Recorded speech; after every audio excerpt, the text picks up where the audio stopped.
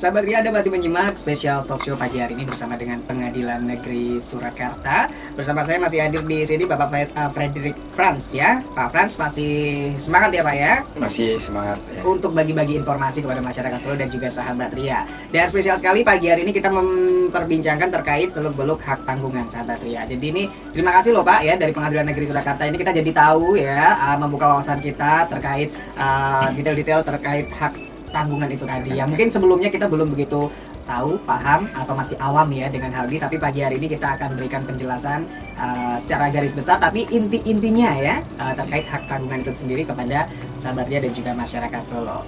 Baik Pak Franz, berikutnya yang ingin saya tanyakan ini adalah terkait hak atas tanah. Apa sajakah yang dapat dibebani hak tanggungan? Ini mungkin teman-teman juga penasaran nih. Iya, makasih.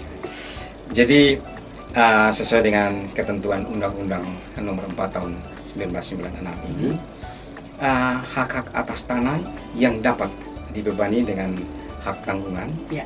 Yang pertama itu tentunya hak milik. Hak milik atas tanah tentunya. Hak milik atas tanah. Dan yang kedua itu hak guna bangunan. Hak guna bangunan. Dan yang ketiga itu adalah hak guna usaha. Hak guna usaha. Mungkin saya sedikit tambahkan bahwa di dalam Undang-Undang 496 ini juga tidak tertutup kemungkinan hak pakai atas tanah negara yang karena wajib didaftarkan dan yang sifatnya dapat dipindah tangankan juga dapat dibebani dengan hak tanggungan. Nah, tentunya ini berkaitan dengan Undang-Undang Nomor 6 Tahun 1985, yaitu tentang undang-undang tentang rumah susun. Rumah susun ini kan dibangun di atas tanah negara, terus kemudian diperuntukkan bagi warga masyarakat yang membutuhkan. Nah, kita tahu sendiri bahwa penghuni rumah susun ini, ya minta maaf ya, kadang-kadang ada yang secara ekonomi kurang mampu. Nah, ketika mereka membutuhkan dana, mereka dapat menggunakan hak mereka ini, ya hak pakai atas tanah negara ini bisa dijadikan sebagai jaminan. Kalau memang tidak dapat dilakukan hak tanggungan, paling tidak dapat dilakukan dengan jaminan berupa fidusia. Ada satu lembaga jaminan yang namanya fidusia, tapi mungkin itu nanti kita pada kesempatan yang lain ya, kita bahas secara khusus tentang yang namanya fidusia. Oh, kalau dijelasin sekalian nanti jadi sehari kita ya optionnya ya. Oke, jadi seperti itu ya sahabat Ria terkait hak tanah apa saja yang dibebani hak tanggungan. Terus juga ada pertanyaan berikutnya nih Pak Franz ya. Ini apakah hak tanggungan ini dapat dibebankan pada hak atas tanah berikut bangunan, kemudian tanaman dan hasil karya yang telah ada atau akan ada yang merupakan milik pemegang atas tanah. Oh, bahkan tanaman juga bisa masuk ya. Seperti apa Pak? Jadi ini memang penjelasannya agak sedikit panjang, tapi saya mencoba untuk menjelaskan secara to the point, singkat aja ya. Nah, itu mengapa sampai di dalam undang-undang hak tanggungan itu disebut hak tanggungan atas tanah beserta benda-benda yang berkaitan dengan tanah. Nah, yang dimaksudkan dengan benda-benda yang berkaitan dengan tanah itu, yang merupakan satu kesatuan dengan tanah itu adalah bangunan yang ada di atasnya dan juga tanaman yang ada di atasnya, bahkan hasil karya yang merupakan satu kesatuan dengan tanah itu, yang ada maupun yang akan ada. Yang ada maupun yang akan ada. Berarti masih dalam bentuk perencanaan pun bisa dijaminkan gitu ya atau bagaimana nih? Iya, seperti itu. Jadi hak karya atas tanah yang berkaitan dengan tanah itu yang ada maupun yang akan ada. Nah, pasti masyarakat loh. Tadi Bapak ngomong katanya Undang-Undang Pokok Agraria itu mengambil asas-asas dari hukum adat. Nah, hukum adat itu kan menyangkut tanah.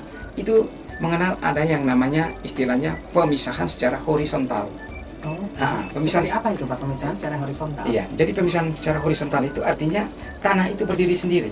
Benda-benda yang ada di atas tanah itu berdiri sendiri. Nah, itu yang namanya pemisahan secara horizontal. Itu ada di dalam ini ya? Di dalam asas hukum adat yang dianut dalam Undang-Undang Pokok Agraria. Nah, dengan diaturnya dalam undang-undang tentang hak tanggungan ini, ini tentunya merupakan penyimpangan atas asas pemisahan horizontal itu, yang memang dalam praktek dibenarkan oleh hukum. Sepanjang benda-benda yang ada di atas tanah itu merupakan satu kesatuan dengan tanah itu dan adalah merupakan milik dari si pemegang hak milik atas tanah itu. Nah, jadi maksudnya dengan ada ketentuan seperti ini menunjukkan bahwa bahwa asas-asas yang dianut dalam undang-undang pokok agraria yang berasal dari hukum adat itu tidak berlaku mutlak. Oke. Disesuaikan dengan kebutuhan dan kenyataan yang terjadi dalam kehidupan masyarakat. Oke. Jadi seperti itu. Nah ini juga pasti tergantung dari kesepakatan dua belah pihak Ya, juga ya, betul sekali. Frans ya, terkait bangunan ataupun tanaman hasil karya yang bahkan telah ada atau yang baru akan ada. Baru akan ada. Kayak gitu ya. Ya. Oke, tapi sejauh ini kalau prakteknya sendiri atau di Kota Solo sendiri nih kebanyakan untuk hal-hal seperti ini nih bisa dikomunikasikan dengan baik nggak sih Pak? Kadang kan ada yang masyarakat cenderung ngeyel nih, ikut yang hukum adat aja deh, seperti itu. Kalau di Solo sendiri seperti apa nih? Kalau di Solo sini dalam praktek itu rata-rata kebanyakan itu hanya menyangkut hak atas tanah itu sendiri. Walaupun ada beberapa yang melibatkan tentang benda-benda lain seperti bangunan yang ada di atas tanah itu, tapi lebih banyak dalam praktek itu hanya menyangkut tanahnya toh. Tanahnya aja. Ya, tanahnya aja yang dijadikan, yang dibebani dengan hak tanggungan sebagai jaminan pelunasan kreditnya. Oke. Lebih banyak menyangkut hak atas tanahnya. Ya. Oke, satu lagi nih Pak sebelum kita break ya. Apakah suatu objek hak tanggungan ini dapat dibebani lebih dari satu hak tanggungan? Ya. Ya. Kalau menurut Undang-Undang Nomor 4 Tahun 96 ini pada prinsipnya dapat. Jadi satu objek hak tanggungan itu dapat dibebani dengan beberapa hak tanggungan. Nah, tentunya masyarakat tanya, lo katanya ada prioritas diutamakan bagi kreditur tertentu. Ya, untuk menentukan peringkat prioritasnya ini itu tergantung dari sebagai acuannya itu ketika akta pemberian hak tanggungan seperti yang tadi kita sudah singgung ya.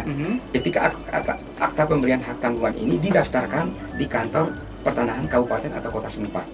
Nah, tanggal pendaftaran di kantor pertanahan ini, kantor pertanahan akan melakukan pendaftaran dan menerbitkan yang namanya buku hak tanggungan.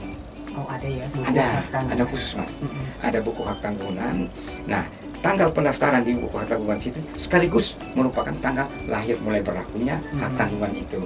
Oke. Nah, hak tanggungan Seperti itu ya. Iya. Jadi dapat ya hak tanggungan, objek hak tanggungan ini dapat dibebani lebih dari satu hak tanggungan. lebih dari satu. Oke, baik Pak Frans, banyak sekali yang kita bahas pagi hari ini, tapi kita masih akan ada satu segmen lagi nanti. Kita break dulu sejenak, dan untuk sahabat Ria jangan lupa ya, masih ada satu segmen, jadi Anda masih bisa ikut bergabung bersama kami di line interaktif 081 329 088 099. Juga untuk Anda yang mungkin tadi sempat telat ya dengerinnya, nanti kita juga akan ulas lagi terkait hak tanggungan ini secara garis besar seperti apa sih sebenarnya yang dimaksud dengan hak tanggungan ini sendiri. Nanti akan kami hadirkan informasi lengkapnya untuk Anda di segmen yang terakhir. Jadi pastikan Anda tetap bersama kami di Special Talk Show bersama dengan Pengadilan Negeri Surakarta.